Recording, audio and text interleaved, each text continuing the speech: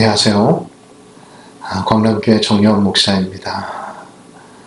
저희가 작년 12월까지 광남교회 성경 공부인 GBC를 진행하다가 교회적 상황과 또한 개인적 상황 때문에 성경 공부가 지속되지 못하였습니다.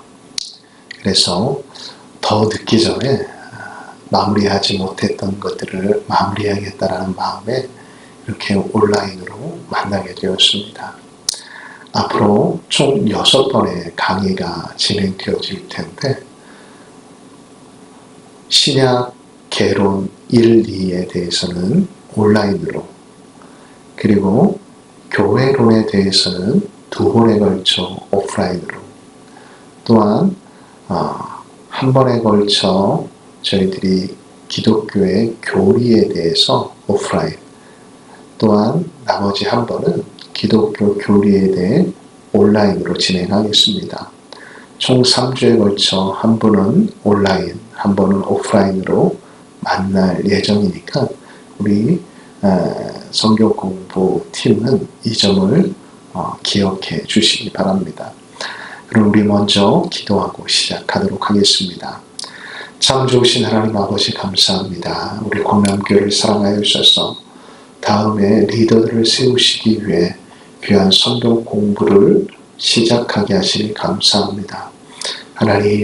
하나님께서 허락하여 주신 귀한 공부를 통해 예수님을 더욱더 알아가게 하시고 그한 예수님을 우리의 삶의 자리 가운데 증인으로 살아갈 수 있는 저와 우리 광남의 성도들이 되어줄 수 있도록 주님 인도하여 주옵소서. 성령 하나님께서 이 시간 가르치는 자와 듣는 자 위에 은혜 허락하여 주실 줄 믿으며 예수님의 이름으로 기도합니다. 아멘. 자, 우리 성도님들, 우리가 함께 신약에 대해서 2시간에 걸쳐 온라인으로 나누어 보려고 합니다. 우리 성도님들은 신약은 어떠한 성경이라고 생각이 되어지십니까? 혹시 여러분들이 알고 계신 신약에 대한 이해들을 머릿속으로 빨리 생각해 보시기 바랍니다. 신약 성경은 이런 책이야. 신약 성경은 이런 의미를 가지고 있어. 라고 말입니다. 어떻게 생각해 보셨습니까? 여러분, 이 신약 성경은 새로운 언약이라고 이야기를 합니다. 도대체 왜 이 신약은 새로운 언약이라고 이야기하는 것일까요? 자, 그렇다면 구약이란 무엇일까요? 구약이란 옛 언약입니다. 그래서 이 구약은 그 기원을 모세가 시내산에서 십계명을 받았을 때를 기원으로 삼고 이 구약을 옛 언약이라고 이야기합니다. 옛 언약이라고 해서 지나가버린 언약, 또한 너무 오래된 언약이라고 이해하시면 안 되고 아직 이루어지지 않은 언약이다라고 생각하시면 됩니다. 자, 그렇다면 신언약은, 새 언약은 어떠한 기원을 가지고 있을까요? 이 근거는 예수님께서 제자들과 마지막 식사, 성만찬을 하실 때 예수님께서 잔을 들어 이렇게 말씀하셨습니다. 이것은 내 언약의 피다라고 말씀하십니다. 그리고선 내 피로 세우는 새 언약이니 곧 너희를 위하여 붓는 것이다 라고 말씀하셨습니다. 이것이 바로 신약, 새 언약의 기원입니다. 위에서 말씀하신 이 잔이라는 것은 무엇일까요? 예수님께서 십자가에서 흘리시게 되어지는 보혈의 피를 상징적으로 말씀하신 것입니다. 그러므로 새 언약을 가리켜 이 신약 성경을 가리켜서 우리는 이제 신약 성경이다라고 말을 하는 것입니다. 자, 그렇다면 우리가 신약 성경의 저자들은 누구인지 함께 살펴보도록 하겠습니다. 여러분, 신약 성경의 저자들은 누구일까요? 아마 아시는 성도님들도 계시겠지만 이 신약 성경의 저자들은 그 책의 이름과 동일한 것들이 있습니다. 또한 한 사람에 의해 서신서 같은 경우는 많이 지어지기도 하였습니다.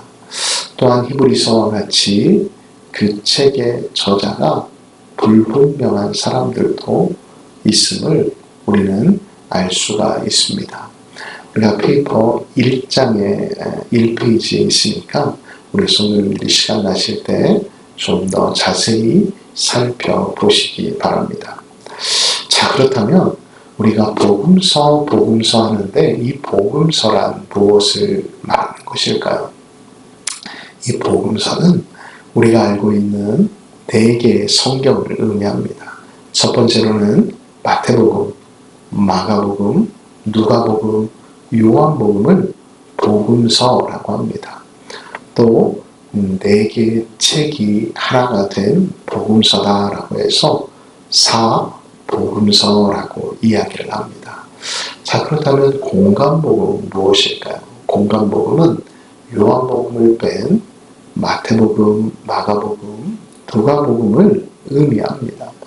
자, 그렇다면 왜 요한복음을 뺀 이 3책을 공관복음이라고 할까요?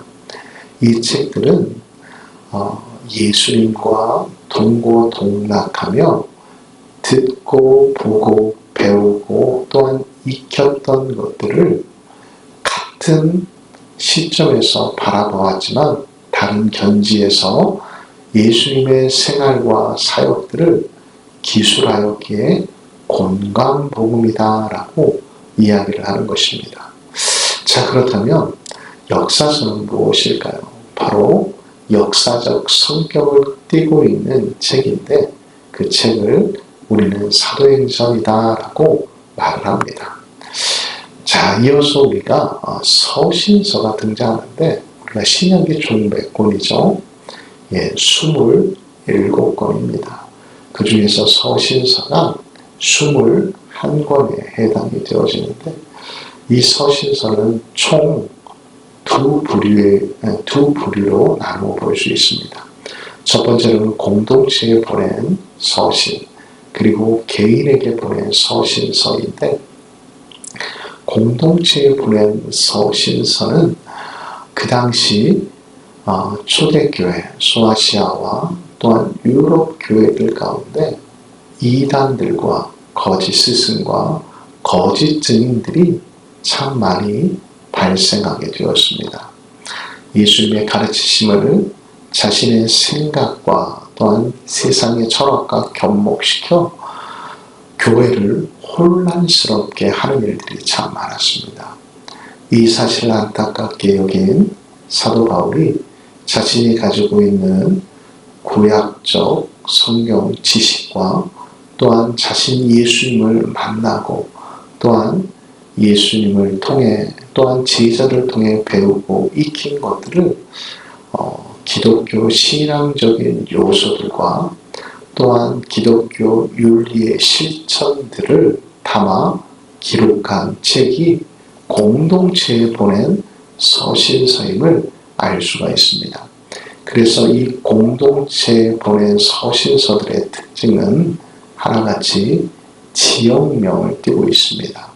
그 지역에 세워진 교회들을 향한 사도 바울의 간절한 사랑의 마음과 또한 진실된 마음이 담겨진 편지다, 서신서다라고 우리는 볼 수가 있는 것입니다.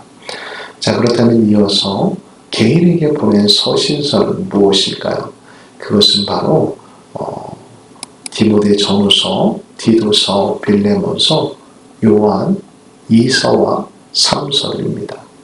이 책은 주로 자신이 결혼을 하지 않았지만 영적인 아들로 생각하는 사람들과 또한 종으로서 도망을 갔다가 다시금 주인에게 돌아가야 하는데 이러지도 못하고 저러지도 못하는 그리스도인에게 자신이 보증이 되어서 이 사람을 믿어달라는 개인적인 영혼을 담은 편지들이다라고 생각하시면 됩니다.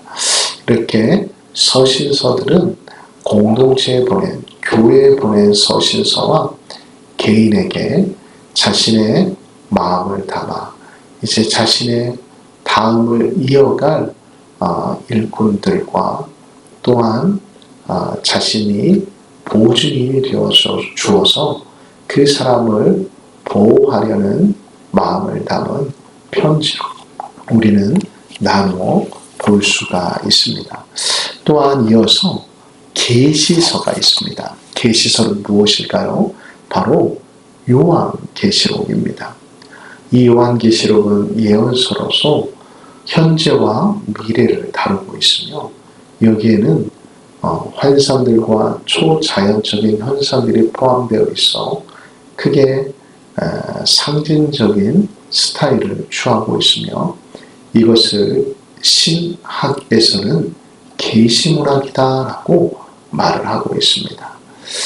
자, 여기까지 짧게 신약성서의 문학적 특징들을 살펴보았고요. 자, 그렇다면 신약성서를 기록한 언어는 무엇일까요? 자, 그렇다면 한번 질문을 바꿔서 구약성경은 어떠한 언어로 기록이 되었을까요? 그렇습니다. 히브리어로 기록이 되어 있습니다. 그렇다면 이 신약성서는 어떤 언어로 기록이 되었을까요? 바로 헬라어입니다. 이 당시 알렉산더 대왕에 의해 세계가 정복이 되었습니다. 이 알렉산더 대왕은 문화와 언어를 통해 세계를 지배하고자 하였습니다. 그래서 알렉산드리아는 세계 주요 도시 가운데 도서관을 세웠고 또한 헬라어, 고대 그리스어를 개편하여서 자신이 다스리고 있는 모든 나라들이 이 언어들을 사용할 수 있게 하였던 것입니다. 우리나라 역시도 일제시대 때 한글이 아닌 일본어를 사용하게 한 이유가 바로 그 글 속에 담겨져 있는 정신을 몰살하기 위함이었던 것과 같이 이 알렉산드리아 대왕 역시도 헬라어를 통용시킴으로 인해 자신이 지배하고 있는 모든 나라가 이 자신의 헬라 문화권 안에 들어갈 수 있게 되어짐으로 인해 통치하기 쉽도록 만들었던 것입니다. 근데 이것이 교회 안에서는 너무 유용하게 되었습니다. 왜냐하면 교회가 더욱 많은 사람들에게 보편적으로 복음을 전할 수 있는 좋은 도구가 될 수 있었기 때문이었습니다. 그래서 이 신약성서는 처음부터 누구나가 읽을 수가 있었고 쉽게 이해할 수 있었던 것입니다. 자, 그렇다면 이 신약성경이 정경으로서 어떻게 인정받을 수 있었을까요? 이 신약성경이 정경으로 인정받을 수 있는 네 가지의 근거가 있는데 그 첫 번째로는 사도성입니다. 이 책이 사도에 의해 기록이 되었는지 또한 이 책이 사도들과 어떠한 연관성이 있는지 다시 말해 사도가 기록한 책과 동일한 수준의 진실성과 사실성을 담고 있는지가 성경의 정경으로 채택되는 중요한 계기가 되었던 것입니다. 두 번째로는 내용입니다. 이 책의 내용이 정경에 오를 만큼 영적인 성격을 띠고 있는지가 중요하였습니다. 또한 세 번째로는 여러분들이 보편성이라고 하는데 여러분 카톨릭의 원래 의미는 유니버셜입니다. 이 책이 교회에서 보편적으로 인정을 받아 용납이 되었느냐라는 게 그 당시 주교들이 이 성경이 정경으로서 인정받는데 중요한 척도로 사용되었습니다. 네 번째로는 영감소입니다. 이 책이 성령의 감동으로 인해 영감으로 인해 쓰여졌는지가 중요한 척도가 되었던 것입니다. 이렇게 성경이라는 책은 오랜 시간 동안 많은 성경학자들과 또한 많은 교회 지도자들에 의해 또한 성도들에 의해 증명이 된 책들이 총 66권으로 이루어졌습니다. 물론 구교라고 말하는 가톨릭에서는 이 66권 외에 그들이 인정한 외경이라는 성경이 있는데 우리 신교에서는 이 네 가지의 성격에서 다르다라고 이야기를 해서 저희들은 성경, 정경으로 채택하고 있지 않습니다. 자, 그렇다면 우리가 신약 성경의 각 권의 주제들이 있는데 먼저 우리가 살펴볼 것은 공감복음과 사복음서가 무엇인지를 함께 살펴보도록 하겠습니다. 사복음서 먼저 살펴보면 사복음서에는 그 기록의 특징들이 있는데 먼저 마태복음은 12명의 제자이자 유대인이기에 제일 앞에 놓여지게 되었습니다. 마가복음은 베드로의 제자였던 마가가 쓴 책이기에 두 번째 위치하고 있습니다. 그리고 누가복음은 누가가 이방인이었기에 이방인이 썼다라고 해서 세 번째이고 요한복음은 공간복음과 성격이 다르다 하여 후에 제일 마지막에 놓여지게 되었다고 합니다. 또한 각 성경들이 가지고 있는 특징들이 있는데 마태복음은 유대인을 대상으로 쓰여진 책이기에 유대인들이 그토록 기다렸던 메시아가 예수님을 증거하기 위해 왕으로 오신 예수 그리스도를 증거하고 있습니다. 마가복음은 종으로 오신 예수 그리스도이고 누가복음은 사람으로 오신 예수 그리스도를 기록하고 있고 요한복음은 말씀 곧 성자 하나님으로 오신 예수 그리스도를 증거하고 있습니다.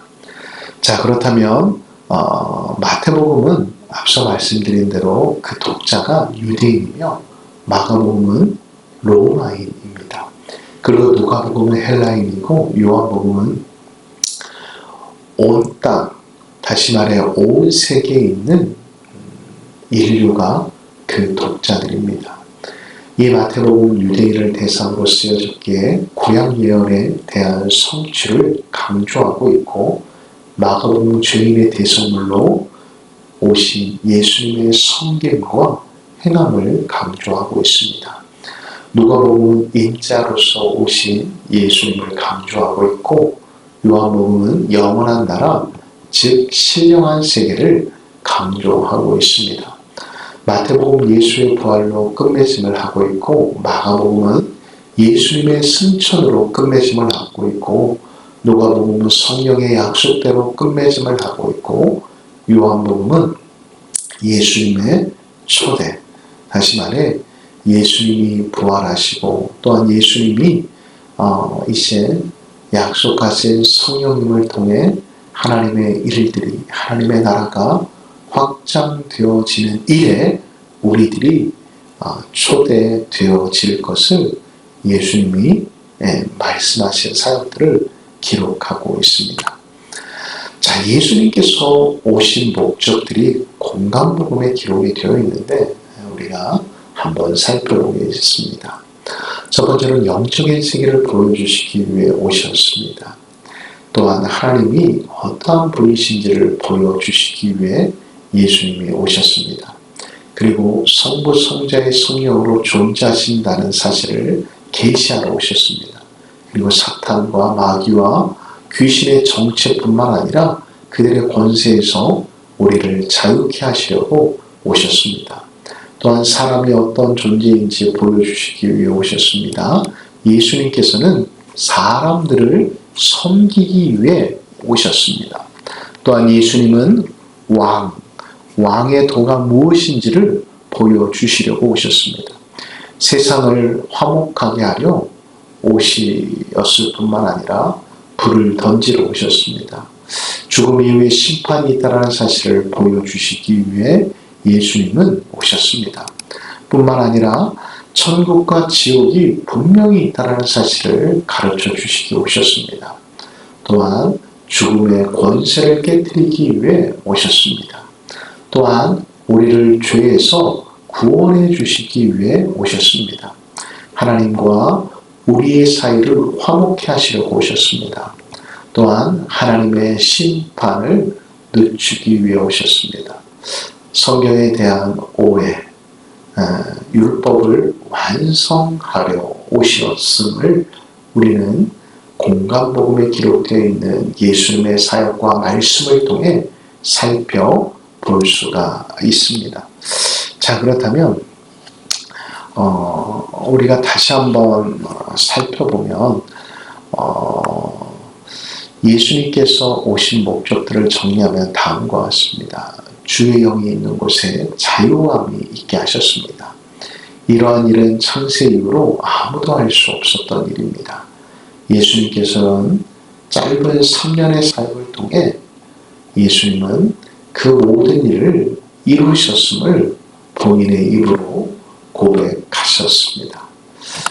자, 그렇다면 사복음서를 대조해 보면 유대인의 왕으로 오신 예수님, 예언을 성취하러 오신 예수님, 섬기시기 위해 오신 예수님, 그리고 죄인들을 찾으시는 예수님, 하나님의 아들이신 예수님임을 증거하고 있습니다. 자, 그렇다면 이제 공간복음에 담겨져 있는 마태, 마가, 누가, 그리고 사복음서에 속해 있는 요한복음까지의 내용을 살펴보도록 하겠습니다. 여러분, 페이퍼와 또한 PPT가 다르다라고 생각하시는 분들이 계실 텐데, 여러분, 온라인의 수업이 좋은 점이 우리가 필기를 하거나 또한 우리가 잊어먹었을 때 다시금 리플레이에서 되돌려서 볼 수 있기에 온라인의 교육이 집중하기는 쉽지 않아도 유익함이 있습니다. 페이퍼에 기록이 되지 않은 부분들은 잠시 플레이를 멈추시고 여러분들이 PPT에 있는 내용들을 페이퍼에 적으시거나 메모하시면 될 것 같습니다. 자, 그렇다면 이 마태복음의 특징은 무엇일까요? 여러분, 마태복음은 예수님의 12 제자 중 한 사람이었던 마태가 기록한 책입니다. 당시 사람들은 흔히 두 가지의 일이 있다라고 이야기를 하였는데, 두 가지 이름이 있다라고 했는데, 그 이름을 히브리어로는 네일이라고 하였고, 또 누가복음을 보면 알페오의 아들이다라고 기록하고 있습니다. 그는 본래 세관에 앉아 사물을 보는 세리 관리로서 가버나움에서 일했음을 누가복음 5장에서 말씀하고 있습니다. 마태는 예수께서 그를 부르셨을 때 모든 것을 버리고 따랐다라는 것을 통해 마태가 얼마나 철저히 회개하였고 예수님 안에서 진실하였는지를 알 수가 있습니다. 그는 예수를 따르기로 작정하자 곧 잔치를 벌이고 그는 당시 종교인들이 경멸하였던 자기의 옛 세리 친구들과 죄인들을 청해서 대접함으로 마태가 자기 친구들에게 예수를 소개하고 그들로 하여금 예수님의 가르침을 따르게 하기 위함이었음을 우리는 알 수가 있습니다. 또한 이 마태는 그만큼 세리였기 때문에 배운 것이 많은 사람이었습니다. 그래서 학자들은 이 마태의 글솜씨가 이 공간복음에 기록되어 있는, 또한 이 신약성경에 기록되어 있는 어느 기록자들보다도 뛰어난 글솜씨를 가지고 있다라고 말합니다. 그리하여 마태복음에서는 완벽하게 산상수훈을 기록하고 있습니다. 또한 유대인을 대상으로 기록하였기에 그는 예수님이야말로 유대인들이 그렇게 기다리고 기다렸던 메시아임을 드러내기 위해 예수 그리스도의 족보를 기록하였습니다. 그리고 주제와 종류별로 기록하였고, 또한 이 책은 주제와 종류별로 기록하였기에 스토리라인이 없습니다. 좀 뒤죽박죽이다라고 생각할 수도 있지만 분명한 목적과 주제를 가지고 기록하였음을 우리는 알 수가 있습니다. 그리고 간단 명료하게 기록하였음을 우리는 마태복음을 통해 살펴볼 수가 있습니다. 자, 그렇다면 마태가 전한 그리스도는 무엇일까요? 아브라함과 다윗의 자손 예수 그리스도이고, 다윗의 동네에서 나신 메시아임을 드러냈고, 유대인의 왕으로서 임하신 메시아를 드러내었습니다.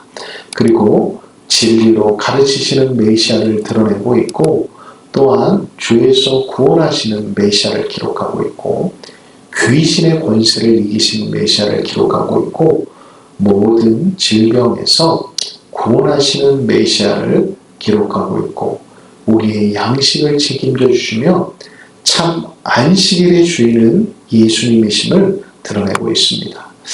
자, 그 다음에 이어서 우리가 살펴보면 비유로 예수님을 가르치십니다. 변화산에서 모세와 엘리야와 함께 변하시는 메시아를 기록하고 있습니다. 유대인의 왕으로서 예루살렘으로 입성하시는 예수님을 그리고 있습니다. 성전을 깨끗하게 하심으로 성전의 참 주인이 누구이심을 드러내시고, 위선자, 의식하는 자들을 질책하시는 예수님으로 기록하고 있습니다.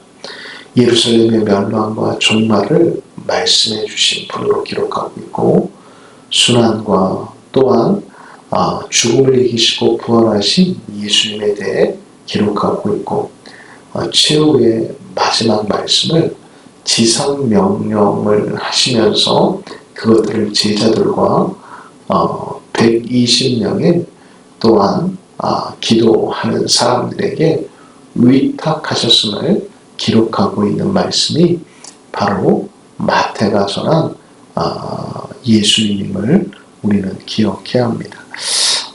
그러면 우리가 마태복음에서 기억해야 할 것이 또 하나 있는데요.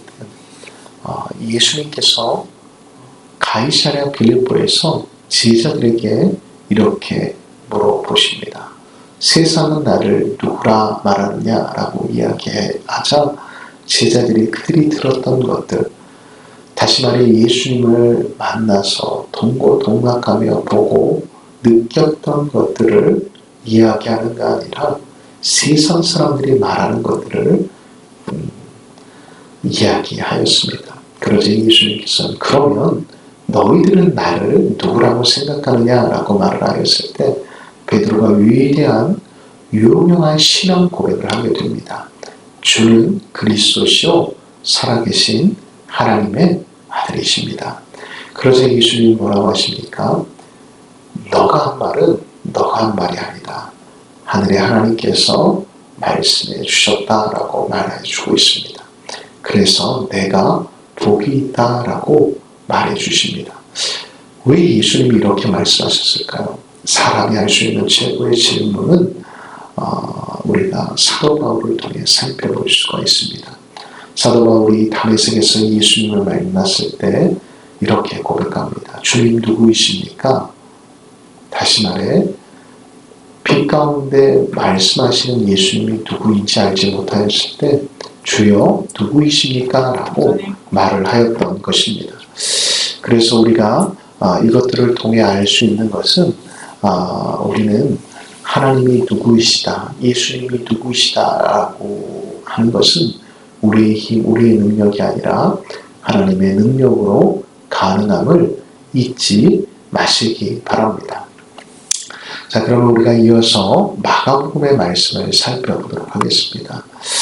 자, 마가복음을 살펴보기 전에 좀 우리가 복음에 대해서 잠시 한번 또 살펴보겠습니다. 복음은 신자를 삼는 게 아니라 제자를 삼는 것입니다. 전도는 말씀을 전하는 것이 전도이며 우리가 하는 것은 인도입니다. 우리는 씨를 뿌리는 것이지 거두는 것은 누가 하는 것이죠?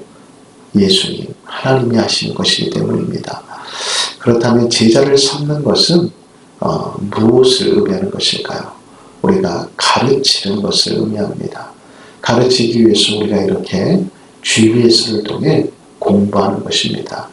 우리가 항존 직분자로서 또한 교사로서 세워짐을 받기 위해서는 알지 못하면, 그리스도의 도를 알지 못하면 가능하지 않기 때문입니다. 또한 알아야 행할 수 있기에 우리는 가르쳐야 한다는 것을 잊지 마시기 바랍니다. 자, 그렇다면 마가복음을 우리가 한번 살펴보겠습니다. 마가복음에 기록되어 있는 내용들은 무엇일까요? 여러분, 이 마가복음은 우리가 기억해야 할 것은 다른 게 아닙니다. 마가복음은 저자는 요한이라고 부르는 마가입니다. 그의 어머니는 예루살렘에서 예루살렘을 믿은 마리아였으며, 마가는 바나바의 생질이었으며 베드로의 제자였습니다. 그는 바나바와 바울이 1차 전도여행을 다닐 때 동행하였다가 도중에 버가에서 되돌아왔고, 이 일 때문에 2차 선교여행에서 바나바와 바울이 갈라지게 되었습니다. 우리가 페이지 4페이지를 보면 알 수가 있습니다. 그 후에 다시 바울을 따랐으며 바울이 옥에 갇혔을 때 돌보았고, 베드로와 함께 전도하다가 베드로가 순교한 후 마가는 알렉산드리아에서 전도하다가 순교하였다라고 전해지고 있습니다. 전하는 말에는 예수께서 잡히시던 밤에 혼이불을 버리고 도망한 사람이 마가라고 합니다. 자, 그렇다면 마가복음의 주요 내용은 무엇일까요? 제자들을 부르시는 예수님입니다. 천국에 가는 비유들을 말씀하고 있고, 또한 병자들과 귀신들을 고쳐주시고 7병이어를 통해 4,000명을 먹이셨습니다. 또한 베드로의 유명한 신앙 고백이 기록되어 있고, 순환에 대한 예고와 종료주일이 무엇인지 자세히 기록하고 있고, 또한 성전을 깨끗하게 하신 사실이 마태복음과 함께 기록되어 있습니다. 이어서 누가복음을 살펴보면 누가는 이방인이며 바울의 주치였습니다. 누가는 다른 복음서를 읽어보고 본서를 기록하였습니다. 공간복음의 기록수는 마가복음, 그래서 마가복음을 원복음이다라고 말을 합니다. 그리고 마태복음, 누가복음이 기록되어 있습니다. 다른 공간복음보다도 자세하게 기록하고 있습니다. 누가는 모든 일을 살피고 근원부터 살피고 자세히 살피고 미루어 살펴서 차례대로 기록하였습니다. 그리고 공간복음 중에 많은 내용들이 기록되어 있습니다. 그래서 자세하게 읽어보면 우리가 스토리 라인으로 기록되어 있기 때문에 예수님이 이러한 일을 하셨고, 또한 이러한 사역을 통해 놀라운 일들을 많은 유대인들과 또한 종교 지도자들에게 보여주셨다라는 것을 알 수가 있습니다. 그러나 누가는 자기 자신에 대해서는 어디에도 기록하고 있지 않음을 우리는 성경을 통해 살펴볼 수가 있습니다. 또한 누가복음은 유일하게 세례 요한의 탄생 기사를 기록하고 있고, 역사 무대의 정치적 배경을 자세하게 기록하고 있습니다. 그리고 베들레헴에 가게 된 배경을 기록하고 있고, 목자들이 찾아와 경배한 것을 기록하고 있습니다.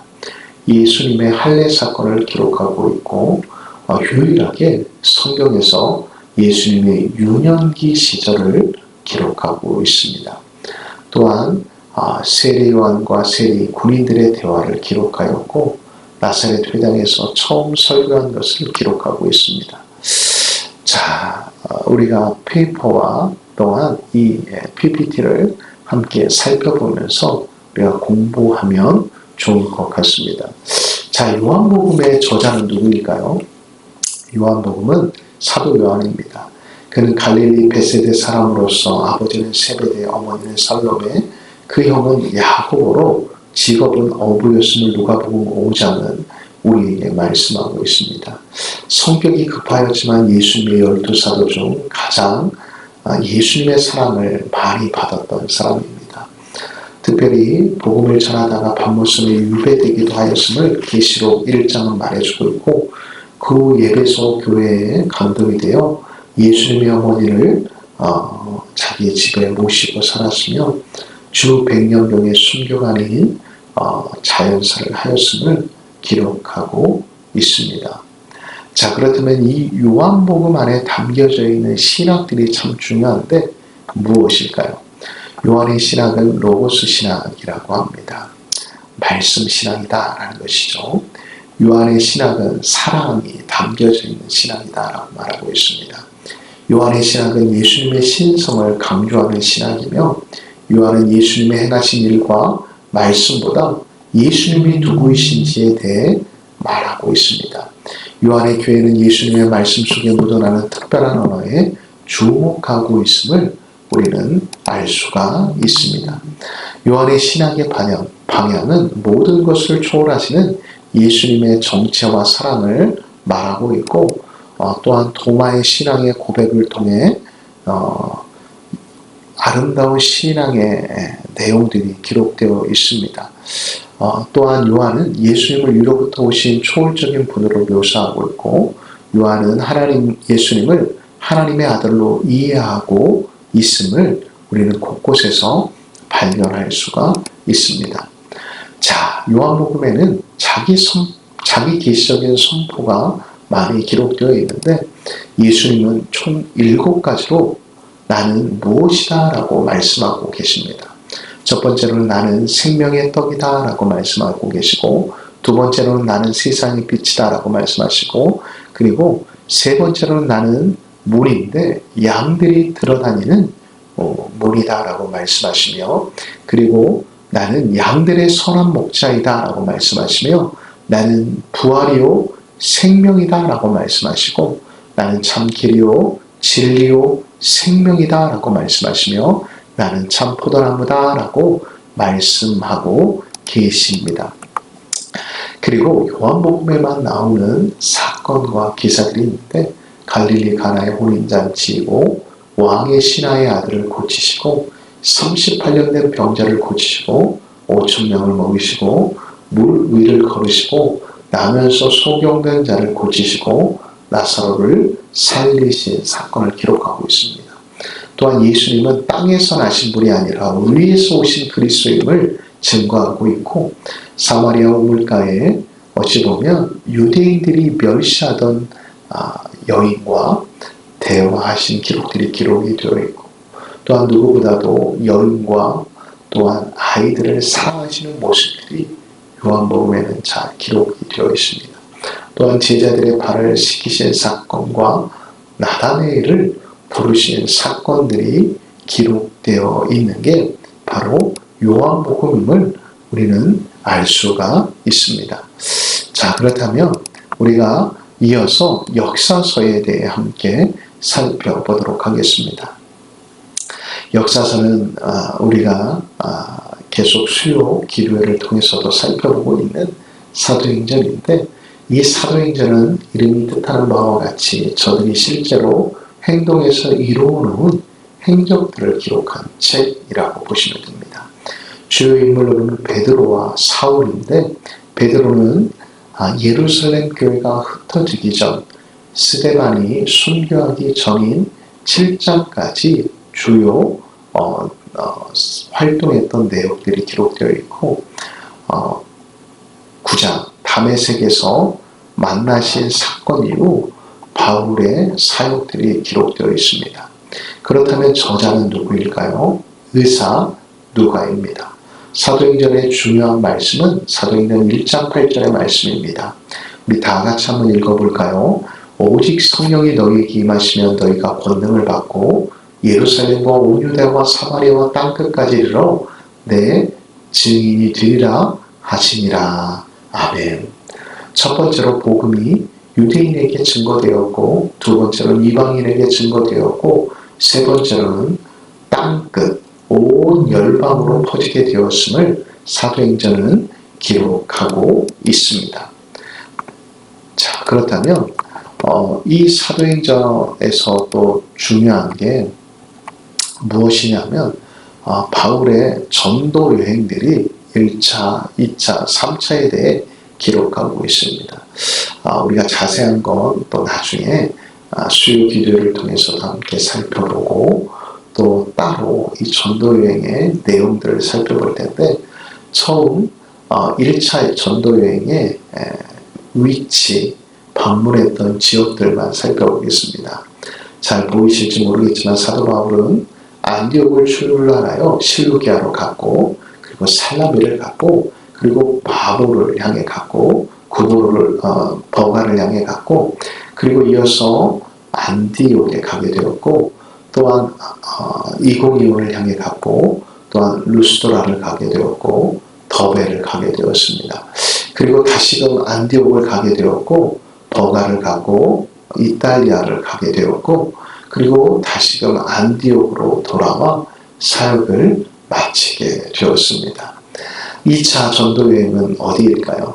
자, 안디옥에서 다소를 향해 갔고, 다소에서 더베를 향해 갔고, 더베에서 안디옥을 향해 갔고, 안디옥에서 다시금 아스를 향해 갔고, 또한 이어서 네아폴리를 향해 갔고, 그리고 데살로니가를 향해 갔고, 베레아를 향해 갔고, 그리고 이제 고린도를 향해 갔고, 이어서 아덴을 향해 가게 되었습니다.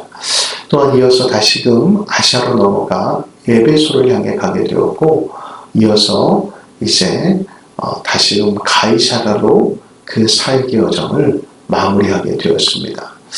자, 그렇다면 3차 전도여행은 어디일까요? 안디옥에서 다소를 향해 갔고, 다소에서 더베를 향해 갔고, 다소에서 다시금 안디옥을 향해 갔고, 예베소를 향해 갔고, 아스를 향해 갔고, 네아폴리를 향해 갔고, 그리고 데살로니가를 향해 갔고, 베레아를 향해 갔고, 다시금 아덴에서 고린도를 향해 갔고, 다시금 되돌아가서 트로아에 가게 되었습니다. 여기에서 환상을 보고 이제 밀레도를 가게 되었고, 밀레도에서 이제 다시금 아시아 시도를 향해 갔고, 가이사랴에서 다시금 이제 구브로를 향해 가게 되었습니다. 그래서 구브로에서 그레데 섬에서 이제 뱀에 물리는 사건을 경험하게 되었고, 여기에서 이제 로마를 향해 가게 되게 된 것입니다. 그래서 이렇게 로마에 도착한 사도 바울은 감옥에서 복음을 전파하였고, 그곳에서 순교하게 되었음을 우리는 성경을 통해 살펴볼 수가 있습니다. 자, 좀 짧게 이야기를 했는데 벌써 강의를 할 시간이 40분이 넘어가서 제가 좀 더 빨리 갈라디아서까지 넘어가도록 하겠습니다. 자, 서신서를 살펴보면 신약성서 27권 가운데 바울 서신이 13권이 있습니다. 바울은 예수님에 대한 조직적이고 또한 신학적으로 체계 있게 이해한 첫사람이었습니다. 바울은 세 차례 소아시아, 마게도냐 및 아가야 지방을 순회하면서 많은 사람에게 복음을 전하였고 곳곳에 교회를 설립하였습니다. 바울은 이들에 대해 책임감을 가졌으며 그들이 어버이 심정으로 그들을 걱정하고 그들을 위해 기도하였습니다. 저들에게 교회 안의 문제, 교인들 사이의 문제, 개인들의 신앙 문제, 윤리적 문제, 교리적 문제들이 많음을 보고 그들을 위해 편지를 썼던 것입니다. 그래서 바울은 전도하는 도중에서뿐만 아니라 심지어는 로마에서 감금 생활을 하면서도 저들을 가르치고 권면하는 서신서를 보내었습니다. 그 서신서를 살펴보면 교리서신이 4권이고 옥중서신이 4권이고 목회서신이 5권입니다. 자, 그렇다면 우리가 먼저 옥중서신 중에 로마서를 먼저 함께 살펴보겠습니다. 바울이 자신이 로마에 방문할 것이기에 방문하기 전에 로마서를 보내놓으면 자신이 갔을 때 좀 사역을 잘 감당할 수 있을 거라고 생각해서 로마에 편지를 보내었던 것입니다. 바울은 아시다시피 로마를 가려고 애썼지만 번번이 길이 막혀 가지를 못하였습니다. 그래서 만약에 자기가 가게 되면 보내는 편지가 예습이 되어 준비되어질 것이라고 생각하였고, 혹시 못 가게 되다 할지라도 보내는 편지가 복음이 될 수 있을 것이다 라고 생각하여 이 책을 쓰게 되었습니다. 자, 그렇다면 이 로마서는 분명히 그 목적을 밝히고 있는데, 페이지 7페이지를 보면 바울은 로마서 1장 7절을 통해 로마에 있는 성도들에게 쓴 편지임을 분명히 말하고 있음을 우리는 성경을 통해 살펴볼 수가 있습니다. 또한 이 로마서의 중심은 내가 복음을 부끄러워하지 아니하노니 이 복음은 모든 믿는 자에게 구원을 주시는 하나님의 능력이 됨이라.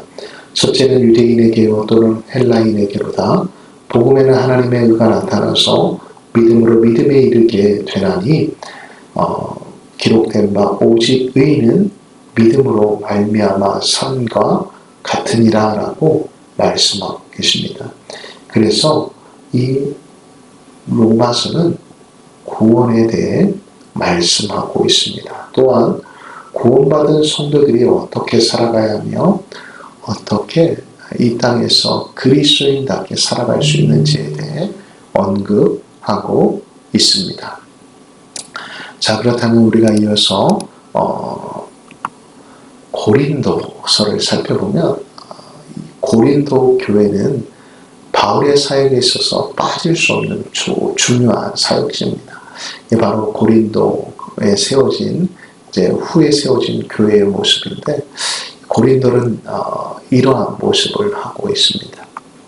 그리고 고린도는 이 운하가 있기로 많은 부역이 활성화돼서 어찌 보면 물질이 이렇게 많이 유통이 되었던 곳입니다. 그래서 향락과 여러 문화들이 있는 곳인데, 이 고린도에 복음이 편만하게 전파되어짐으로 인해 많은 하나님의 일들이 펼쳐졌습니다. 페이지 7페이지를 보면 바울은 클로에 집안 식구들이 고린도에 다녀와서 전도하는 말을 통해 고린도 교회가 가지고 있는 파당의 문제와 계모와 같이 사는 부도덕한 생활 문제, 또 신자들끼리 관청에 소송하는 문제 등에 있어서 고린도 교회의 영적 생활과 전도 사역을 위협하고 있는 소식을 듣게 되었습니다. 그래서 고린도 교회에 사랑하는 마음을 가지고 편지하였습니다. 바울은 3차 전도여행을 하는 중에 예배소에 머물러 있으면서 이 편지를 썼습니다. 고린도 교회에 있어서 가장 큰 문제는 신자 사이에 사랑이 없다라는 것이었습니다. 그래서 우리 역시도 이 고린도 전서, 고린도 후서를 통해 다시 한번 교회의 정체성과 방향성을 살펴보는 것도 중요하다고 생각이 되어집니다. 자, 그렇다면 바울에게 들려졌던 고린도 교회의 소식은 무엇일까요? 바울이 고린도 교회를 직접 개척한 후 1년 6개월 심호하고 에베소로 건너와서 3년 동안 심호했습니다. 심호자를 남기지 않았는데 브리스길라와 아굴라에게서 복음을 배운 아볼로가 건너와서 심호하게 되었습니다. 아볼로가 건너왔지만 파벌만 생겼을 뿐입니다.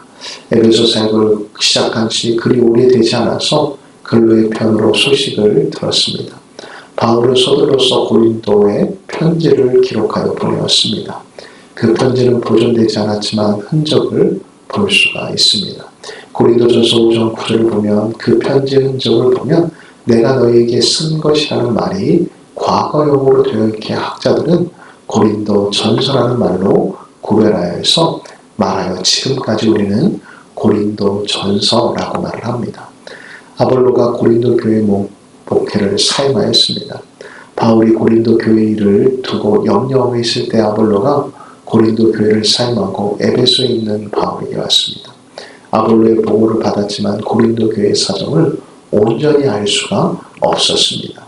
그리하여 고린도 교회 집사들이 에베소에 오게 되자 아볼로가 에베소에 있는 바울에게로 온 지 며칠 되지 않아서 다시 고린도 교회에서 스데바나, 부도나도, 아가이고 등 고린도 교회 중의 인물들이 아볼로를 고린도로 다시 모시고 가려고 에베소로 온 것입니다.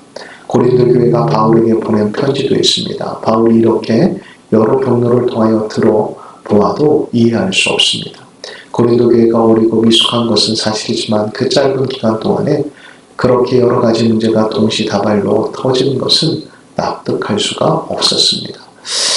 쭉 여러분들이 고린도 교회에 있었던 문제들을 보시면 될 것 같습니다.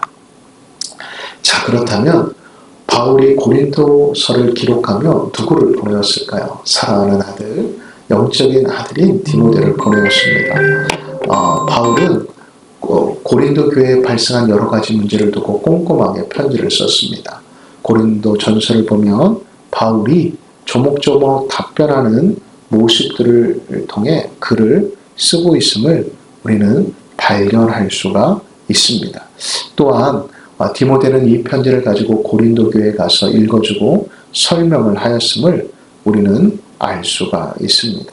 그 정도로 바울은 이 고린도 교회에 애착을 가지고 있었다라는 것입니다. 그리고 바울은 다른 교회와 달리 두 번 이상 고린도 교회를 방문하였음을 알 수가 있습니다. 무엇보다도 교회가 하나 되지 못하고 사랑이 없어 갈라지고 파당을 만드는 모습들이 바울이 너무나도 가슴 아파했기 때문이었음을 알 수가 있습니다. 여러분, 교회라는 것은 예수님을 머리로 하고 하나로 된 공동체입니다.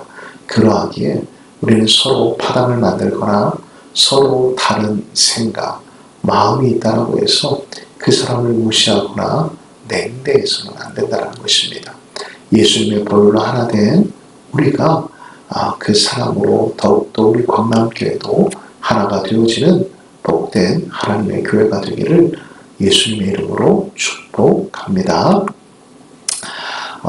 이어서 이 부분은 여러분들이 눈으로 보시면 될 것 같습니다. 이 편지는 디도를 만난 후에 문제가 잘 수습되었다고 하니까 내가 지난번에 보낸 편지를 격하게 써가지고 너희를 근심하게 한 것이 있었는데 그 편지를 보내놓고 내가 많이 근심하고 후회했는데 지금은 후회하지 않는다라고 말하고 있습니다. 지금 우리는 고린도 후서를 하고 있습니다. 왜냐하면 그 편지가 너희를 잠시만 근심하게 한 것이고 또 디도가 와서 좋게 복구하는 것을 들었기 때문에 안심한다라고 말하고 있습니다. 그리고 1장에서 9장은 고린도로 가는 목적은 예루살렘의 교회에 가난한 사람들이 굶어 죽어가고 있기에 연보를 하는 이유가 고린도후서를 기록한 주 목적이었습니다. 자, 그렇다면 고린도전서를 전해준 후 디모데를 통해 알게 된 내용은 무엇일까요? 그게 네 가지로 살펴보면 고린도 교인들이 바울을 사도로 칭하지 않았습니다. 바울의 외모에 대해 험담하고 있습니다. 안질, 간질, 작은 키, 대머리, 배부리고, 그리고 바울의 언변에 대한 부정적인 평가를 하고 있습니다. 또한 바울의 독신 생활에 대해 말들이 많았습니다. 이 부분들은 여러분들이 그냥 쭉 살펴보시면 될 것 같습니다. 자, 그 다음에 이제 갈라디아서인데, 갈라디아서는 믿음을 하나님과 바른 관계에 들어 안다라고 말하고 있습니다. 갈라디아에는 바울을 비판하는 할례당이 있었습니다. 바울은 사도도 아니고 12제자도 아니라는 것입니다. 예루살렘 교회에 와서 제대로 공부한 것도 없고 말이 많은 할례당의 주장에 격한 감정으로 써내려간 편지입니다. 그래서 바울은 자기 주장, 자기를 변호하는 글들을 많이 기록하고 있는데 1장에 그 내용들이 기록되어 있습니다. 자, 서두 부분은 격한 감정이 있지만 끝부분에는 부드러워지고 있습니다. 마틴 루터는 갈라디아서를 읽고 종교개혁을 향한 마음을 뜨겁게 가졌다고 합니다. 한국교회가 성장하려면 진리의 말씀을 제대로 가르쳐야 하고 행함이 있는 믿음을 가르쳐야 합니다. 폼이 있는 기독교 문화를 만들어야 하고 교회 음악을 거룩하고 감동 있게 불러야 합니다. 젊은이들이 살아날 수 있도록 힘을 써야 합니다. 그리고 우리가 이어서 살펴보면 이제 무엇보다도 우리가 이 갈라디아서를 통해 기억해야 할 것은 갈라디아서는 바울이 3차 전도여행을 하는 중에 57년간의 예배소에서 기록하였습니다. 바울은 갈라디아 교회에게 이 편지를 보내었습니다. 자, 우리가 좀 빨리 한 것들이 있는데 그래도 갈라디아서는 바울이 3차 전도여행을 하는 중에 57년간의 예배소에서 기록하였습니다. 바울은 주 목적은 다른 게 아닙니다. 이 갈라디아는 상당히 넓은 지역이어서 이 서신의 목적지에 대해서는 두 가지의 설이 있습니다. 첫 번째는 북부 갈라디아, 그리고 두 번째는 남부 갈라디아 교회를 향해 쓴 책이다라는 것입니다. 바울이 무엇보다도 1차 전도여행 때 남부 안디옥, 이고니온, 루스드라, 더베를 여행하였는데 대부분 남부 지역 교회들의 많은 관심을 가지고 있었기에 아마도 이 갈라디아서는 남부 갈라디아 교회들을 향해 기록한 책이다라고 말하고 있습니다. 이렇게 갈라디아서는 무엇보다도 갈라디아 교회에 침투한 여러 잘못된 이단의 교훈들을 멀리할 것을 권면하고 있고 또한 이 책을 통하여서 우리가 복음 외에 다른 복음을 전하면 안 될 것을 좀 강하게 저주를 받을 것이다 라고 말하기까지 하면서 말하고 있습니다. 이렇게 갈라디아서는 로마서와 밀접한 관계를 가지고 있고 비록 짧은 서신서이지만 앞서 말씀드린 것처럼 종교개혁자 루터와 같이 유대교를 박차고 일어난 독립선언이라고 하면 로마서는 칼빈과 같이 기독교 근본 교리를 조리 있게 해설한 조직신학이라고 말할 수가 있습니다. 우리가 여기까지 이제 좀 급하게 한 느낌도 있지만 1시간에 걸쳐서 우리가 마태복음에서부터 갈라디아서까지 살펴보았습니다. 너무 수고하셨습니다. 우리가 공부한 내용들은 한 6가지의 문제들을 제가 온라인상에 올려놓겠습니다. 그 문제를 푸셔야만 이제 이 강의를 수료하셨다라고 볼 수가 있습니다. 자, 우리가 기도하고 마치겠습니다. 은혜와 사랑이 충만하신 하나님 아버지 감사합니다. 저희들을 사랑하여 주셔서 오늘 신약성서 일부분에 대해 함께 살펴보았습니다.